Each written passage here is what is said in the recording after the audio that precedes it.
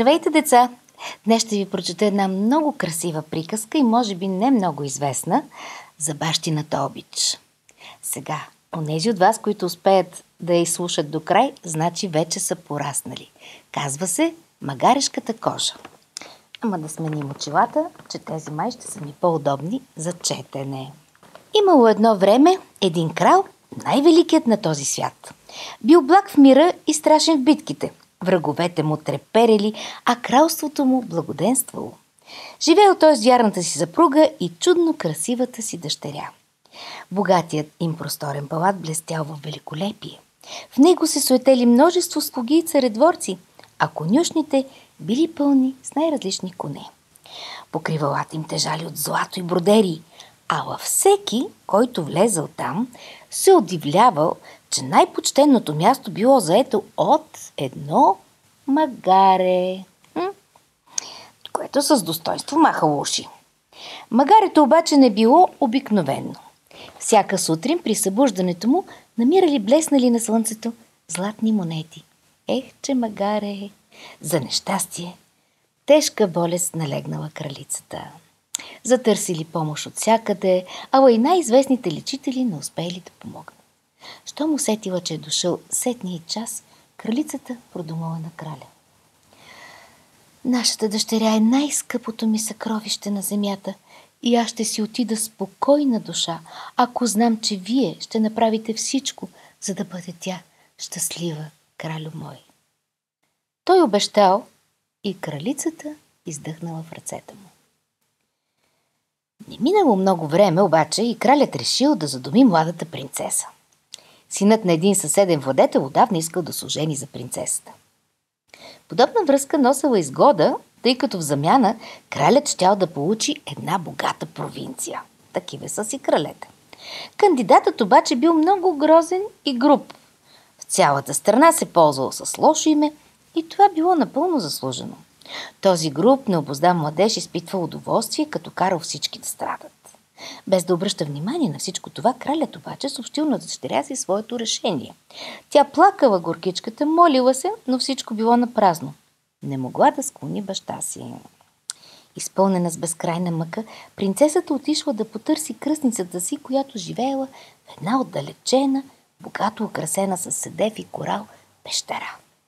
Тя била възхитителна фея, която нямала равна в изкуството си, и още щом зърнала принцесата, феята казала: зная какво те води тук, ала щом си с мен, не се безпокой.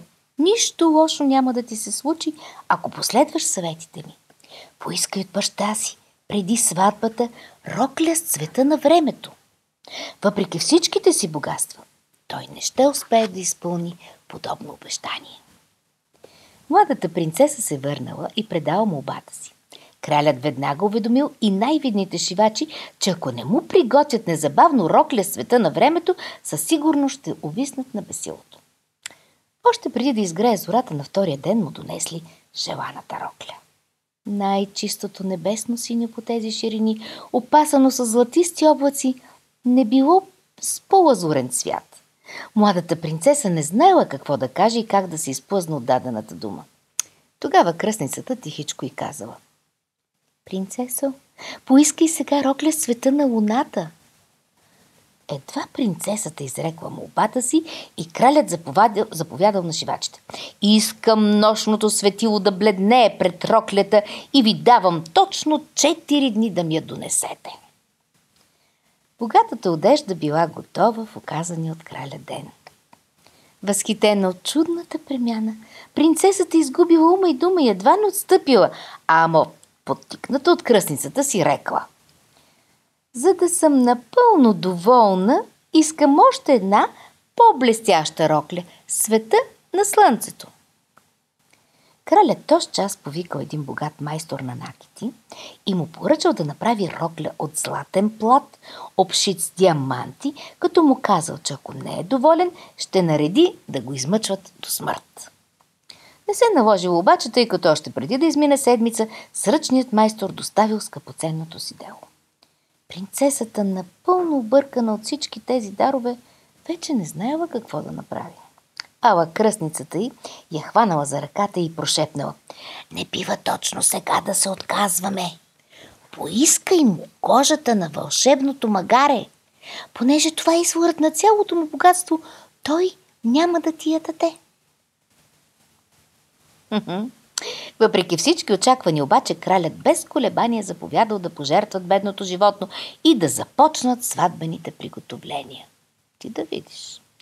Принцесата видяла, че няма спасение. Надянала магарешката кожа, излязва незабелязано от двореца през една малка врата и избягала. Целият й багаж се състоял от една магическа пръчица, която й дала нейната добра кръстница. Където и да се намирала, достатъчно било да удари земята с тази пръчица, за да се появи веднага съндъкът, в който била сложила дрехите, огледалото, тоалетните принадлежности, диамантите и рубините си. Всичко било готово за тържеството. Кралят заповядал да извикат принцесата от покоите й и много се изненадал, когато ня намерили. Веднага разпратил хората си по всички посоки да я търсят. През това време принцесата с нацапано лице вървяла и вървяла и вървяла, протягала ръка към минувачите и питала за някаква слугинска работа. Ала те, като я гледали такава навъсена и мръсна, не искали нито да я слушат, нито да я приберат в дома си. Така тя отишла далеч, далеч, далеч, много далеч. Накрая стигнала до един чифлик, чиято стопанка търсила слугиня за най-черната работа. Да пере парцали, да чисти на свинете. Настанили я в един забутан ъгъл на кухнята, където слугите й се присмивали и ругаели. В неделя оставало повечко свободно време и щом свършила работата си, тя се прибирала в стаичката си и се заключвала. После се измивала, отваряла ковчежето, изваждала тоалетната си масичка и нареждала отгоре бурканчетата с мазила. Щастлива и доволна заставала пред голямото си огледало и обличала ту роклята с цвета на луната, то тази, която сякаш греело слънцето, то онази по-синя от лазурното небе. Тази тиха радост и давала сили да издържи до следващата неделя. В този голям чифлик се отглеждали най-различни птици за един могъщ крал. Там често се отбивал да отдъхне и да пине нещо разходително след лов със своите придворни и кралския син. Той бил несравнимо красив, имал царствен вид и лице на войн, пред който треперили и най-гордите бойци. Магарешката кожа го зърнала веднъж отдалеч и веднага се влюбила в него. Един ден, когато се разхождал сред птиците, принцът минал край забутаната в едно кътче скромна колиба, където живеела магарешката кожа. Случайно погледнал през ключалката, тъй като било празник, девойката била облечена в богата премяна и великолепните й дрехи, обшити с злато и едри диаманти, греели като слънце в ясен ден. Принцът не можел да й се нагледа и едва си поел дъх, толкова бил поразен от хубостта й. Каквито и да били дрехите, красивото й лице го грабнало 100 пъти повече. Върнал се той умислен в двореца и там завъздишал ден и нощ. Вече не искал да ходи на балове, намразил лова, изгубил апетит, а в болестта му се таяла някаква мрачна и смъртна немощ. Запитал принца, коя е тази прекрасна нимфа, която живее сред птичия двор в едно ужасно кътче, където и попладне цари пълен брак. Това, казали му, е магарешката кожа. Каква ти нимфа? Наричат я така заради кожата, с която се намята. Ала каквото и да казвали, той не им вярвал, нали я бил видял. През това време майка му, която нямала други деца, освен него, плачела и се окайвала, като всяка майка. Напразно го моляла да каже какво го мъчи. Той стенал и въздишал, а едничките му думи били, че иска магарешката кожа да му направи сладкиш със собствените си ръце. Майка му толкова го обичала, че веднага наредила да изпълнят желанието. Магарешката кожа взела брашно, сол, масло и пресни яйца и се затворила в стаичката си. Казват, че случайно от пръста й паднал в тестото един от скъпоценните й пръстени. Ала други твърдят, че тя нарочно го изпуснала. Не знам. Сладкиша толкова се осладил на принца, че обзет от вълчи глад той едва не глътнал пръстена. Но щом видял прекрасния смарагд и тънката хълка от злато, буйна радост обзела сърцето му. Веднага скрил пръстена под възглавницата си и тъй като болестта му се засилвала, мъдрите и опитни лечители отсъдили, че принцът е болен от любов. Затова кралят и кралицата решили да го оженят за девойка, която сам той си избере. Кралският син веднага се съгласил и обявил, че ще се ожени за девойката, на която стане скъпоценният пръстен. Кралят и кралицата много се очудили на тази странна молба, ала той бил тъй зле, че не посмели да му откажат. Всички девойки до една се приготвили да отидат да премерят пръстена и да опитат късмета си. Първи започнали да пробват пръстена принцесите, маркизите и дукесите, но колкото и нежно да били пръстите им, все пак били дебели и не влизали в пръстена. Контесите, баронесите и всички знатни дами също на свой ред представили ръка, но на празно. После дошли градските девойки, а накрая се стигнало и до прислужниците, готвачките и селските моми.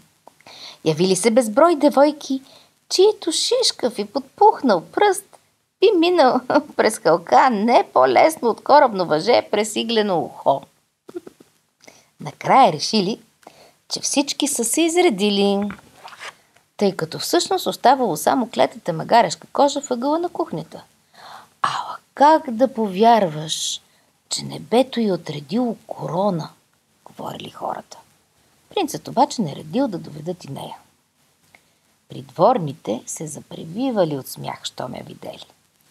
Ала когато изпод грубата козина се подала ръчичка, сякаш от слонова кост, и пръстенът нежно обгърнал пръста й, всички занемели. Втурнали се да я заведат при краля, ала тя помолила да й дадат време да се преоблече.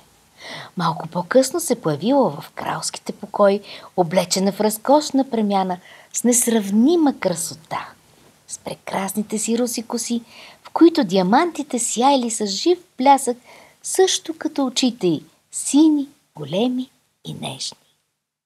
Тя била тъй пленителна, че кралят и кралицата изпаднали в захлас, а принцът бил преизпълнен със щастие и едва намирал сили да го понесе. Тоз час всички се застягали за сватба. Кралят поканил множество владетели, които се стекли от всичките краища на света и изпълнили кралския двор. Ала нито един крал не се явил с такъв блясък, както бащата на булката. Той се отказал от своето безумно намерение да омъжи дъщеря си за грозния и злобен принц и в сърцето му останала само бащината обич. Потънал в сълзи, той се втурнал да прегърне нежно дъщеря си. В този миг дошла и кръстницата и всички научили историята на магарешката кожа. Деца, хареса ли ви? Както се казва, по-добре късно, отколкото никога. Бащината любов винаги побеждава.